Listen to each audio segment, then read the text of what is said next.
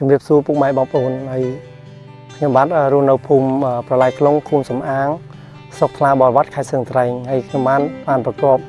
ការងារដាំផ្លែពុទ្រាពាក់ព័ន្ធនឹងការដាំរបស់ខ្ញុំដែរខ្ញុំបានដាំក្នុងផ្ទៃដីប្រមាណជា4ហិកតាសម្រាប់ពុទ្រាដែលមានចំនួនកូនរហូតដល់7,2000កូនបាទហើយក្នុងឆ្នាំនេះដែរខ្ញុំបានប្រើប្រាស់នៅជីព្រាបសហើយនឹងជីទឹកព្រាបសដែរហើយទិន្នផលរបស់បងប្អូនបានឃើញជាក់ស្ដែងហើយផ្លែពុទ្រារបស់ខ្ញុំបាទ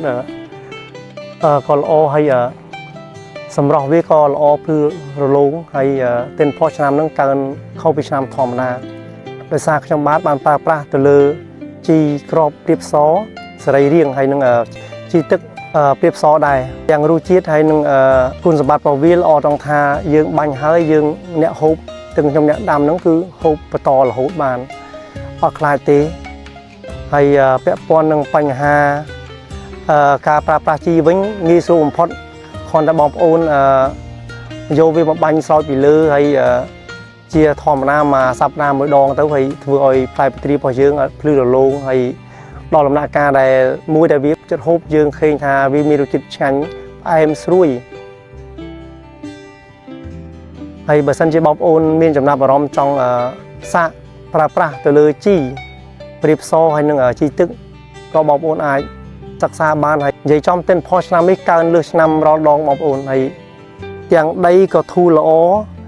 ទាំងដំណាំក៏ខៀវល្ងិតពេញចំការនឹងតែម្ដងបាទខ្ញុំបានប្រើប្រាស់លើជីព្រាបស2ឆ្នាំហើយសម្រាប់ជីទឹកព្រាបសខ្ញុំតែប្រើឆ្នាំនោះទេបាទហើយឆ្នាំទេតែឆ្នាំនេះខ្ញុំប្លែកត្រង់ថាទាំងរសជាតិទាំងពណ៌សម្បុរពុទ្រាវាហាក់បីដូចជាខុសប្លែកពីធម្មតាខុសពីឆ្នាំរាល់ដងពីល្អហើយស្អាតកន្លងមកខ្ញុំធ្លាប់ប្រើប្រាស់ទៅលើជីសរីរាង្គមួយចំនួនហើយនឹងគីមីមួយចំនួនតែលទ្ធផលមកវគ្គដែលខ្ញុំបានប្រើប្រាស់ទៅលើជីព្រាបសខ្ញុំបានទទួលទិន្នផលខុសពីប្រើគីមីទាំងស្រុងតែម្ដងហើយខ្ញុំបានដាក់ជីព្រាបសនៅលើផ្ទៃដីនេះក្នុងពេលឥឡូវនេះបាន2ដងហើយក្នុងមួយឆ្នាំនឹង2ដងរហូតដល់ទិន្នផលកាន់តែកើនទ្វេដងធ្វើខ្ញុំមានអារម្មណ៍ថាពេញចិត្តខ្លាំងសម្រាប់ជីព្រាបសនេះតែម្ដងបាទសម្រាប់ខ្ញុំចំណុចពិសេសសម្រាប់បងប្អូនដែលធ្លាប់ប្រើជីជាទូទៅប្រើគីមីឬក៏ជីសរីរាង្គផ្សេងបងប្អូនអាចងាកមកសាកបងប្រើជាមួយនឹងជីព្រាបសបានទី1ពាក់ព័ន្ធនឹងគុណភាពល្អដែលខ្ញុំគិតថាអាចទទួលយកបានបាទសន្តិ80ទៅ